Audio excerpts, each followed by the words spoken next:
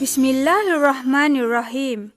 Firman Allah Subhanahu Wa Taala dalam surah Al-A'raf ayat 144 yang bermaksud, Wahai Musa, sesungguhnya aku memilih, yakni melebihkan kamu dari manusia yang lain, yakni di masamu, untuk membawa risalah-risalahku dan untuk berbicara langsung denganku. Sebab itu, berpegang teguhlah kepada yang memberikan kepadamu, dan hendaklah kamu termasuk orang-orang yang bersyukur. Ayat tersebut membuktikan bahawa Nabi Musa alaihissalam adalah di antara Nabi dan Rasul yang telah dilantik oleh Allah dan boleh berbicara dengan Allah Subhanahu Wa Taala tanpa melalui perantara. Oleh sebab itulah baginda diberi gelaran Kalamullah.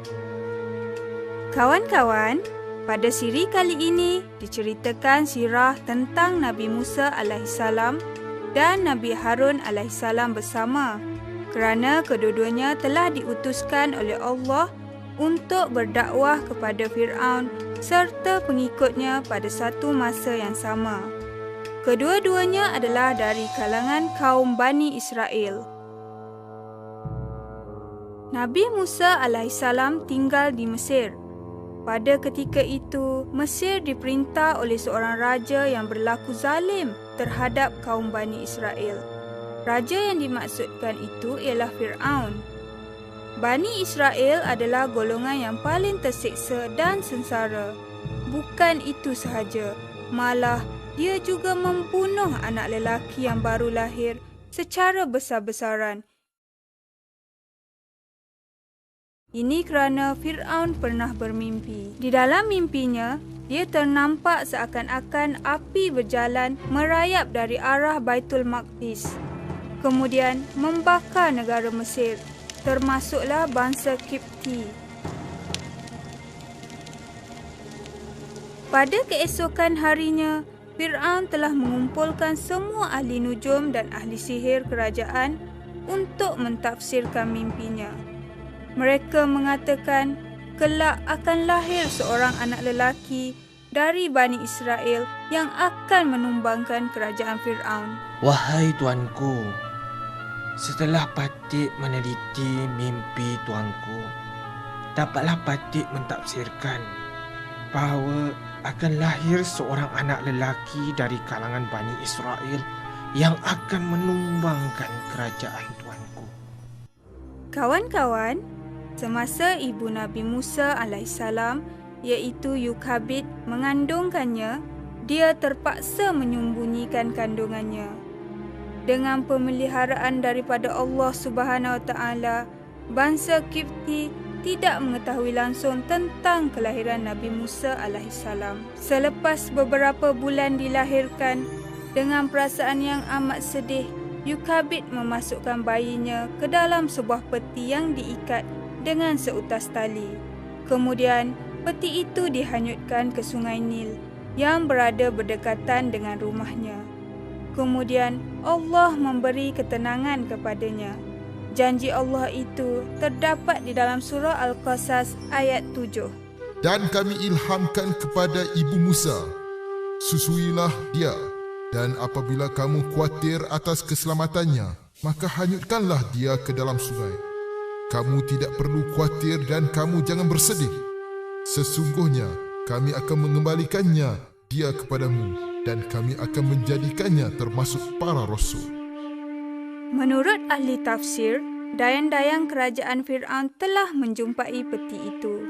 Mereka mengambilnya dari sungai tetapi tidak berani membukanya. Kemudian, mereka membawa peti tersebut kepada isteri Fir'aun yang baik hati iaitu Asiyah. Semasa membukanya, Allah meletakkan rasa kasih sayang di dalam hati Asiyah apabila melihat Nabi Musa alaihissalam yang masih bayi itu. Tetapi apabila Fir'aun melihatnya, dia menjadi marah. Allah Subhanahu Wa Taala telah melembutkan hati Fir'aun. Atas pujukan isterinya, Fir'aun tidak jadi membunuh Nabi Musa alaihissalam. Pujukan isterinya Asiyah ada di dalam surah Al-Qasas ayat 9, iaitu, ia adalah penyejuk mata hati bagiku dan bagimu. Janganlah kamu membunuhnya. Mudah-mudahan ia bermanfaat kepada kita atau kita ambil ia menjadi anak. Kawan-kawan, semasa Dayang mengambil peti itu, kakak Nabi Musa AS memerhatikannya dari jauh tanpa diketahui oleh mereka. Kemudian, dengan segera dia memberitahu kejadian itu kepada ibunya Yukabid. Atas kehendak Allah, Nabi Musa AS dibesarkan di istana Fir'aun sehingga menjadi orang yang kuat dan gagah. Sehinggalah pada suatu hari, baginda secara tidak sengaja telah membunuh seorang lelaki bangsa Kipti kerana bergaduh dengan seorang lelaki berbangsa Bani Israel. Baginda amat takut dan menyesal atas perbuatannya itu, lantas memohon ampun dari Allah. Akibat dari perbuatannya itu, pembesar kerajaan Mesir mahu membunuhnya. Baginda mengambil keputusan untuk meninggalkan Mesir.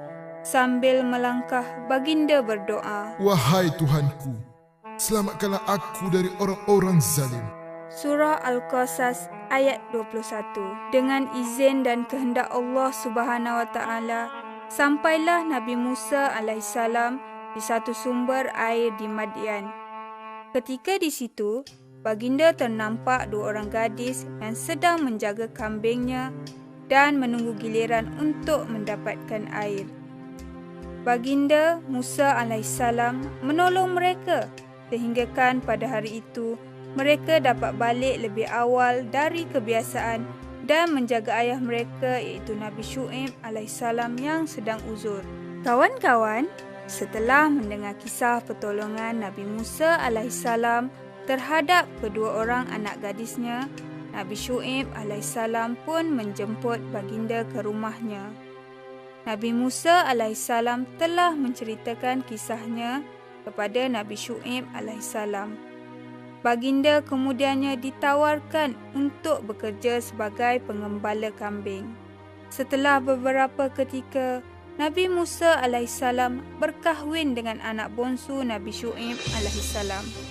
Pada suatu malam yang penuh berkat, Allah Subhanahu Wa Taala telah melantik Nabi Musa AS sebagai Nabi.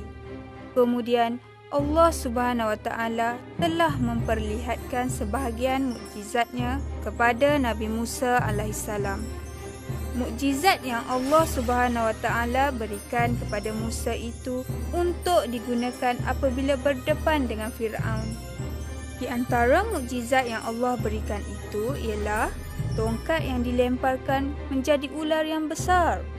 Sesiapa yang melihatnya pasti merasa takut. Kemudian, genggaman tangan yang dimasukkan ke dalam baju seketika, apabila dibawa keluar, genggaman tangan itu akan mengeluarkan cahaya yang terang menerang seperti cahaya bulan. Kemudian Allah Subhanahu Wa Taala berfirman, Pergilah kepada Fir'aun. Sesungguhnya dia itu orang yang melampaui batas. Surah At-Taha ayat 24. Kawan-kawan, Allah Subhanahu Wa Taala telah mempersiapkan Nabi Musa AS dan Nabi Harun AS untuk menyampaikan risalahnya.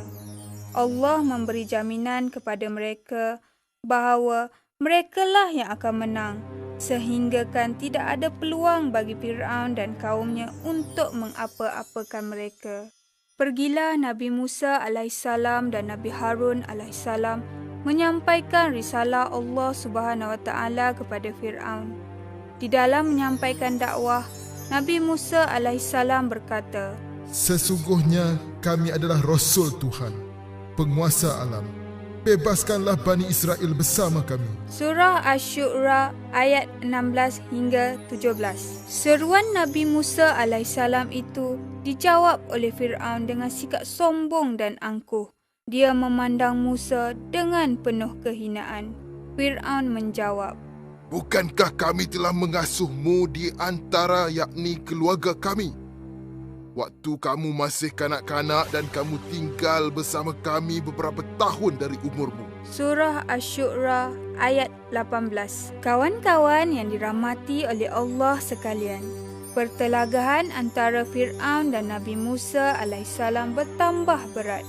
Fir'aun meminta Nabi Musa alaihissalam dan Nabi Harun alaihissalam membuktikan kebenaran kata-katanya. Jika benarlah engkau diutuskan oleh Tuhanmu sebagai Rasul di muka bumi ini, buktikanlah kekuasaan Tuhanmu. Maka Nabi Musa alaihissalam melepaskan tongkat yang ada di tangannya. Tiba-tiba, tongkat itu bertukar menjadi ular yang bergerak. Kemudian, Nabi Musa alaihissalam memasukkan genggaman tangannya ke dalam bajunya. Apabila dibawa, genggaman tangannya keluar semula, terdapat cahaya yang berkilau-kilauan sehingga menyilaukan pandangan mata sesiapa yang melihatnya. Melihat kejadian itu, Fir'aun masih lagi tidak beriman, malah menuduh Nabi Musa alaihissalam sebagai pembohong. Sesungguhnya engkau memang pembohong, wahai Musa. Beta tidak percaya tongkat itu boleh bertukar menjadi ular. Dan cahaya itu datang dari genggaman tanganmu. Lantas dia berpakat mengumpulkan semua ahli sihir untuk mengalahkan Nabi Musa alaihissalam pada hari dan tempat yang ditetapkan. Wahai ahli-ahli nujumku yang bijaksana, barang siapa yang berani melakukan seperti apa yang dilakukan oleh Musa, beta titahkan supaya kamu datang beramai-ramai untuk membuktikan kebijaksanaan kamu semua. Tibalah hari yang dijanjikan itu. Seluruh Mesir dihiasi dengan perhiasan bagaikan pesta. Mereka menamakan pada hari itu Pesta Sungai Nil. Setelah matahari naik, maka bermulalah pertandingan itu. Ahli sihir yang lain memulakan pertunjukan dengan melemparkan tongkat-tongkat dan tali-tali. Tiba-tiba, tongkat-tongkat dan tali-tali menjadi ular. Kemudian, ular-ular hasil daripada sihir mereka memenuhi tempat pertunjukan. Melihat kejadian itu, Fir'aun dan pengikutnya merasa sangat gembira kerana mereka yakin mereka akan menang. Adakah mereka akan menang, kawan-kawan? Allah telah mewahyukan kepada Nabi Musa alaihissalam agar melemparkan lebih besar berbanding ular-ular yang lain. Dengan pantasnya, ular-ular yang besar itu menelan ular-ular tersebut. Melihat peristiwa tersebut, Fir'aun dan pengikutnya terkejut. Ahli sihir dan orang ramai yang menyaksikannya merasa hairan dan kagum. Tahulah mereka, apa yang mereka lihat itu bukanlah sihir semata-mata, tetapi Allah yang Maha Berkuasa yang telah berkehendakkan sedemikian. Maka bersujudlah para ahli sihir itu kepada Allah Subhanahu Wa Taala sambil berkata, Kami beriman kepada Tuhan alam semesta, Tuhan Musa dan Harun. Surah At-Taha ayat 70. Namun, Fir'aun dan pengikutnya masih tidak mahu beriman kepada Allah. Malah, mereka semakin zalim terhadap kaum Bani Israel. Oleh kerana kekejaman Fir'aun dan pengikut-pengikutnya semakin menjadi-jadi, Allah telah menurunkan bukti-bukti kekuasaannya. Allah memberi ujian agar mereka sedar dan insaf dengan kesalahan yang mereka lakukan selama ini. Namun yang nyata, mereka masih tetap sombong dan kafir. Keangkuhan dan kesombongan mereka itu menolak keimanan dibalas dengan azab Allah. Fir'aun menganggap dirinya Tuhan. Perkara ini ada tercatat dalam surah An-Nazi ayat 24. Akulah Tuhan yang paling tinggi. Oleh kerana kesombongan dan kekejaman Fir'aun yang semakin sukar dibendung, Nabi Musa alaihissalam dan Nabi Harun alaihissalam tidak mampu lagi menghadapinya. Lantas Nabi Musa alaihissalam dan Nabi Harun alaihissalam berdoa kepada Allah. Wahai Tuhanku, sesungguhnya Engkau telah memberikan perhiasan dan harta kekayaan dalam kehidupan dunia kepada Fir'aun dan pembesar-pembesar kaumnya. Wahai Tuhanku, akibatnya mereka banyak membawa kesesatan daripada jalan-Mu. Wahai Tuhanku, hancurkanlah harta benda mereka. Kuncilah, yakni matikanlah hati mereka. Mereka tidak akan beriman hingga mereka melihat siksaan yang pedih. Kemudian Allah menjawab, Doa kamu, yakni berdua, telah diperkenankan. Kerana itu, tetaplah kamu pada jalan yang lurus. Kamu jangan sekali-kali mengikuti jalan orang-orang yang mengetahui. Surah Yunus ayat 89 hingga 90. Allah Subhanahu Wa Taala telah mewahyukan Nabi Musa alaihissalam bersama-sama dengan Nabi Harun alaihissalam membawa kaum Bani Israel keluar dari Mesir pada waktu malam secara sembunyi-sembunyi. Mereka telah memperdaya Fir'aun dengan mengatakan mereka ingin berehat keluar untuk meraihkan hari kebesaran mereka. Sedarlah Fir'aun, dia telah diperdayakan oleh kaum Bani Israel, lantas mengumpulkan semua bala tenteranya. Dengan jumlah yang begitu besar, mereka cuba menjejaki Nabi Musa alaihissalam, Nabi Harun alaihissalam dan kaum Bani Israel. Fir'aun dapat menjejaki Nabi Musa alaihissalam serta pengikutnya pada waktu matahari terbit. Pada masa itu, kaum Bani Israel juga dapat melihat Fir'aun dan bala tentera dari jauh. Mereka merasa amat takut kerana pastinya Fir'aun dan bala tenteranya akan membunuh mereka semua. Tambahan pula, di hadapan mereka adalah Laut Merah. Di kiri dan kanan mereka pula adalah Gunung Ganang. Mereka buntu, lantas mereka mengadu juga kepada Nabi Musa alaihissalam tentang kesulitan yang mereka hadapi. Nabi Musa alaihissalam cuba menyenangkan mereka.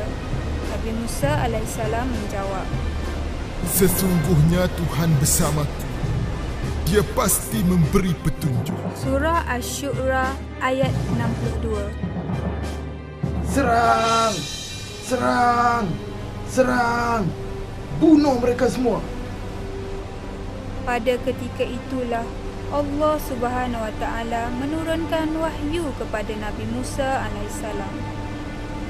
Pukullah lautan itu dengan tongkatmu. Surah Asy-Syu'ara ayat 63. Maka terbelahlah lautan itu dengan tiap-tiap belahan adalah seperti gunung yang besar.